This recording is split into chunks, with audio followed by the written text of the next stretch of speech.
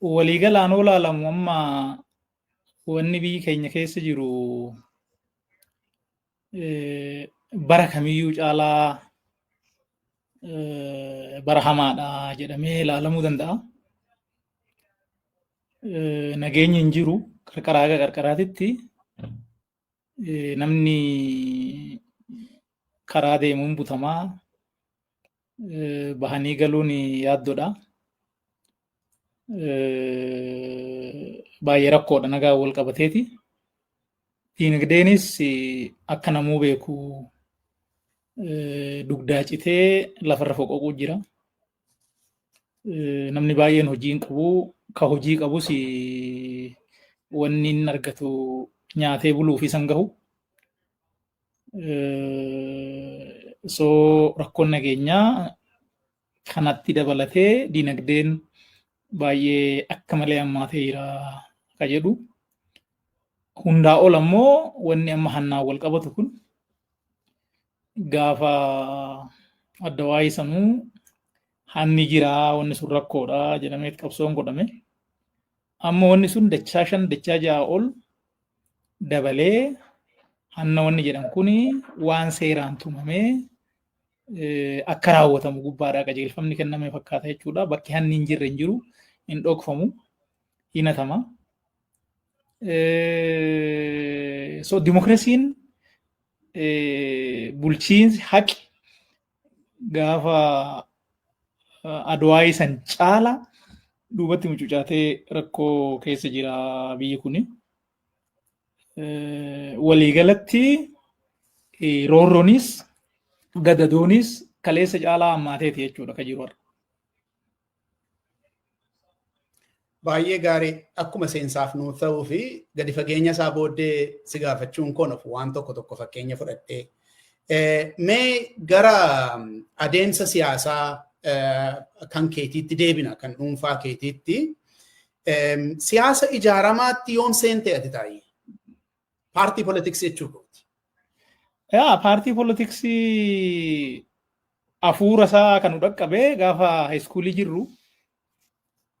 Barri suni bara 1992 akka lakkoofsa Itoophiyaatitti yeroo bosonni Baalee faa Gujii faa gubatu suni wanni suni fincila barattootaa bakka bakkaatti kaasee ture. Nus ijoolleen nu biraa yuunivarsiitii galan jiru hangaafas kutaa 11. So gaafas irraa kaaneeti roorroon kuni uummata keenya irratti hamaadha. So abaa'oo jalatti gurmoofnee abaa'oodhaanuu quba waliin qabnu garuu ofumaa gurmoofnee haa barbaadnu jennee haayiskuuliitti gurmaa'uu jalqabnee jechuudha ijoollee wajjin. Wanni suni 2013 fincilli barattootaa yuunivarsiitii Finfinnee irraa ka'ellee turee jira. Oromiyaa keessa bakka bal'aatti rakkoo geechise. Barataa Simee Tarrafaan jedhamu kan Maqaleetti ajjeefame tokkollee jira. Sunis xiiqii nutti uumee isa wajjin wal qabatee gurmaa'ina sana tokko jajjabeessaatuma itti dhufne. 94 immoo yuunivarsiitii Finfinnee seenee gaafan dhufee yuunivarsiitii dhufuu ijoollee waan kana gugurmeessan achi jiru. Jennataan Aciisuu Alamaayyoo Garbaafaa namni jedhaman turanii jiru. Namni baay'eedha gaafas yaa namni garii nama biyya keessa waan jiruufu maqaa dhadha'uun gaarii miti. So ani bakka bu'aa barattoota fireeshii ta'eetiin koree dallaa keessatti ijaaramee akkasumatti keessa deemaa dhannee bara 1996 ammoo yeroo dhimma jijjiirama magaalaa Finfinneetiin wal qabatee Finfinneen Adaamaa dhaqxu gaafa jedhaman san achumatti gurmaa'ina keenyaan fincilli ka'ee fincila sanii wal qabatee hidhamnee achi booda immoo hidhaa ji'a tokko turree gaafa baanu ijoollee nama 42 ijaareetan mataa kiyyaan qabsoo adda bilisummaa Oromoo dabalamuuf fuudhee gara bahaa kana deemee ture. So wanni achi dhannee akka yaannetti hin taane achi booda gara hidhaa dhufnee akkanatti seenne jechuudha. Baay'ee gaarii. Maaliif murteessite adda bilisummaa Oromoo seenuu? Guyyaa suni wanni nuyi dhageeffannu sirbi jira. Sirba waan qabsoo Oromoo kana leellisan. Eebbisaa Addunyaa faan dhaggeeffannaa, Umar Suleemaan faan dhaggeeffannaa, Ilfinesh Qannoo faan dhaggeeffannaa. Wanni suni miira dargaggummaatiinis walitti dabalamee ammoo wanni qe'eetti arginus bilisummaan hin jiru. Akka fedhan deemuun, akka fedhan dubbachuun rakkina ture. Ijoolleen nuyi hiriyoonni nu yuunivarsiitiidhaa qabnus rakkina Oromoo irra jiru waan arganiif warri Finfinnee fa'aa dhaqanii keessa deemanii hidhaa Oromoo irra gahuu, ajjecha Oromoo irra gahuu, saamicha Oromoo irra gahuu kana warri nutti himan jiru. Addi bilisummaa Oromoo immoo roorroo kana falmaa jira. So qaama roorroo kana falmu ta'uutu nurra jireenya karaa kanaan murteessine jechuudha. Galatoomi taayi. Mee egaa gaafa gara bahaa deemtu sanas hin hidhamtee hidhaatti baay'ee deddeebitee seenaa kee gabaabinaan BBC Afaan Oromoo bitootessa 2024 maxxansee nu dubbisiiseera. Yennaan dogoggoruu baadhe marsaa duraa akkuma bara 1996 hidhamtee akka lakkoofsa Awurooppaatti jechuu kooti. Taanee 2011 yeroo lammaffaadhaaf irra deebitee hidhamtee marsaa sadaffaa erga OPDO seentee 2018 irra deebitee hidhamtee marsaa arfeessoo immoo erga biltsiginnaadhaan wal dhabdee ammas deebitee hidhamtee mana hidhaatti marsaa 4 deddeebitee immoo dogoggoreera jechuun kana caalaa jira.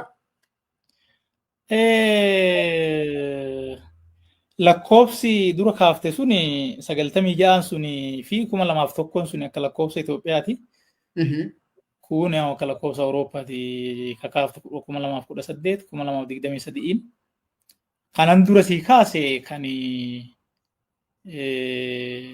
Yuunivarsiitii Finfinneetitti sababa magaalaa Finfinnee jijjiiramuu irraa ka'ee fincila gooneen ka ji'a tokko hidhamne jira. Isa wabiidhaan baaneet sanbooda kan nama gurmeessinee deemne hidhaan 4 isa booda jechuudha. Suni akka 5ffaatti ilaaluu hin danda'ama. Magatiis guddaan qabu. 99 hidhaadha hoggaan bahee 7 hidhameen ture fincilli wayii yuunivarsiitii keessatti ka'e.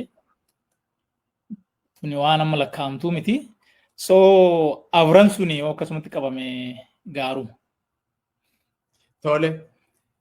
Baay'ee deddeebite jechuudhaafini mana hidhaatti. Manni hidhaa keessumatti haala biyya keenyaa keessatti wanta salphaa miti taayee waan beekamudha. Baraa baratti immoo tarii garagara ta'uu danda'a. Manni hidhaa biyya sanatti siif maali? Deddeebi'uu keerraan kan ka'e siif manni hidhaa waliif maali? Taayee. Namni jaalatee hidhamu hin jiru. Manni hidhaa bakka namni filatus miti. Keessattuu immoo manni hidhaa Itoophiyaa keessa jiru waan keessi isaa mijataatii miti. Mirgaan wal qabatee waanuma ammaa fedhii bu'uuratiin wal qabatee akka malee waan ulfaataadha. So nama baay'ee achi keessatti yaala dhabuudhaan maal ta'uudhaan nu biraa hiriyoonni keenya dhaanamuudhaan ka lubbuun darbe jira. Alamaayyoo Garbaa duratti siin jedhe 2098 akka Itoophiyaatitti akka Faranjiititti jijjiiruu hin dandeecha. Siree irra odoo ciisuu rasaasaan dhahamee achi immoo mana yaalaa dhaqee an dhaame miila kana waan ta'ee du'ee hin beeknu achuma du'e. Gaaddisa Arbaasaa kan jedhamu injiinaringii waggaa 5ffaa 5 kiiloo ka ture numa biraa du'e. Ka duddaa cite reeba keessatti baay'ee jira. So kun hunduu achi keessatti hin laalta. Mana hidhaa 4 kana keessa gaafa duraa dhaddacha 5ffaa jedhamutu ture. Dhaddacha 5ffaa kana nama Lu'uul Gabra Maariyaam jedhamu daanyaan gedduu. So keezii warra abaa'oo ta'ee isuman laala hunduma. Namni kun akkaataan inni dubbii itti laalu hin dhedheeressa. Ragaa malee sitti muru garuu keezii kee hin dheeressa. Yoo warri tikaa waggaa 10 si hidhuu barbaade beellamumaan waggaa 10 turte jechuudha. Ragaa sobaa nama qindeessuun hin turre. Beellamuma sit dheeressuu gaafa haga tikisii murteesse fixxe bilisa siin jedhan. Waggaa 10 6 7 fixxe bahi siin jedhan. Jechuun bilisaa bahi siin jedhu. Garuu waggaa 10 hidhamuu jechuun amokkuroo waan jedhanii jira san wajjin wanni sun hidhaa waggaa 15. Gaafa jalqabaa santu ture jechuudha. Marsaa lammaffaa gaafan deebi'u ammoo maaltu ture? Argitee waan kanarratti peeperii eebbaa kanarratti hin barreessine. Nama waggaa 10 waggaa 5 waggaa 9 hidhanii bilisa hidhaniin kuni erga jiruun isaa badee booda erga hamileen isaa cabee booda ammoo ati bilisa jechuun maalinni qabeenyaallee hin kaffalamne beenyaatti dhiisiti tiraanispoortii ittiin galullee ani hin kennamne erga maatiin isaa faca'e ka jedhu kuni muuxannoo biyya biraatii wajjin wal qabsiisee waraqaa eebbaa kiyya achirratti hin barreesse. I don't know saniif haa ta'u saniif ta'uu haa dhabu gaafa lammata deebi'u maal godhanii adeemsi ariifataa ture. Adeemsa ariifataa kanarratti immoo maal godhanii nama si hin beekne ragaa qopheessanii warri tikaa waan siin himachuu barbaadan san itti himanii mana murtii dhufee sitti raga jechuudha namni si hin beekne. So amma sitti muranis hammurteessu daanyaa miti ammas warruma tikaati. Qorannoo irratti namni Mogos Girmaa jedhamu isan na qorate Maakalawitti amante amanuu baatte waggaa 10 sitti murama naan jedhe. Kissiin natti baname. Siin jedha. Qorataa poolisiin naan jedhama. Sitti faradameera. Sitti faradama bakka waggaa 10tu sitti faradama naan jedhe. Qorannoo irra jirra ganaa mana murtii himanni hin dhiyaanne. Achi ragaan takkaan jiru ragaa nama amansiisun turre ragaa nama sobaa tokkollee fidanii isallee deebinee chaalenji goonee akka amansiisaan tahin wanni hubatamaa ture. Haa ta'u waggaa 10 san natti mure manni murtii. Olanii yaddee natti mirkaneessa. Sabbariin dhaqee natti mirkaneessa. Maal jennaan waan badiin jiruuf odoon ta'in namni kun hagana hidhamuu qabaa jedhee waa warri murteesseef akkasitti. Wanni gaariin garuu maali? Gaafa san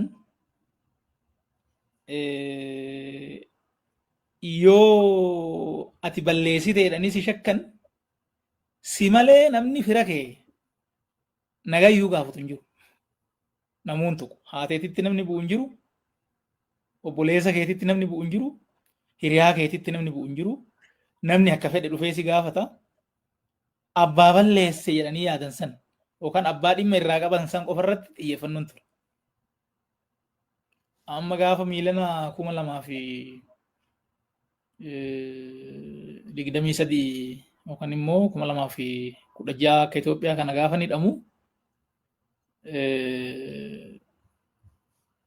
maatii kiyya nama 28 akkaawuntii cufanii ji'a 8 rakkisan.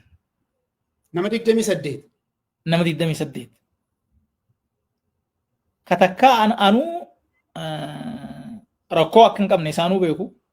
Hannaan wal qabatee wanni irratti wal lollee wachi irratti booda laaluun akkuma jiru ta'ee jechuu kiyya. Qorannoon an qabamee 7 sadiitti dhume. Qorannoo waajjira poolisii. Namni kuni hannaa wajjin wal qabatee rakkoo keessa hin jiru, rakkoon ittiin jiru ka jedhu poolisiin fixe. Garuu immoo ji'a 8 guutuu uggurri mana baankii firoota kiyyaati irraan kaane jechuudha. Kana qofa miti. Agartee mana nama dhuunfaa yoo kireeffatte yoo xiqqaate ji'a 3 si kennan kiraa agaatiin mana biraa barbaaddatutti. Maatii kiyya daa'ima waggaa 3 dabalatee ani hidhamee guyyaa 3ffaatti mana ari'anii bineensa jalatti darban. Wanni kun murtii du'aatiin gargarii miti. Nama 6tti du'a murteessan anaaf du'a murteessan. Waan akkanaa kana bara Haile Sillaasee keessa ta'uusaa ani hin beeku. Jechuun nama mana hidhaa maal ka jedhu gaafas jalqabe waan ta'eef biyya kanatti san duran turre. So wanni silaa fooyya'uu qabu sadarkaa kanatti deebi'ee hammaate jechuudha. Eksperiyeensuma kiyyarraa wanni kalaalu. Ammoo gaafa adda waa'ee sa'aatii 48 odoon guutiin mana murtii si dhiyeessu. Yeroo sadanuu dhiyaadhee jira. Har'a qabamee boru dhaqeera. Takka lama nan bulchine. Adeemsi mana murtii jallinni achi keessa jiru waan biraa ta'ee jechuudha. Piroosesii siraa heeran taa'e san hin kabaju. Kun ji'a 5 odoo mana murtiitiin wallan agarsiisiin ukkaamsee na kaa'e. Ammoo lafti fagaateetii miti. Manni murtii lidataadha. Ani Meeksikoo'n jira. Agartee? Firaan akka waliin garre. Hiriyaadhaan akka waliin garre. Abukaatoodhaan akka waliin garre. Ji'a 5 kana guutuu na ugguran. Kanaaf haalli mana hidhaa keessa jiru ka durirra ka ammaa baay'ee hammaataa akka ta'e kaasuu barbaadeeti jechuudha. Gaaffii dhumaa tokko taayee waa'ee mana hidhaa biratu hin darbin deddeebi'uu kee kanarraan kan ka'e keessumatti iyyuu haalota atamma kaaftu kanaa wajjiniin qabiinsa mana hidhaa keessa jiru miidhama namaa arguurraan namoota sitti dhiyaatan namoota beektu arguurraan jireenya kee irratti jijjiiramni inni fide jira jettee yaadda akkaataa itti addunyaa kana hubattu waa'ee qabsoo Oromoo waa'ee siyaasa biyya keenyaa akkaataa itti ilaaltu irratti deddeebiin mana hidhaa kun waan inni jijjiirama ilaalcha kee irratti fide jireenya kee irratti fide jira gaafa laaltu.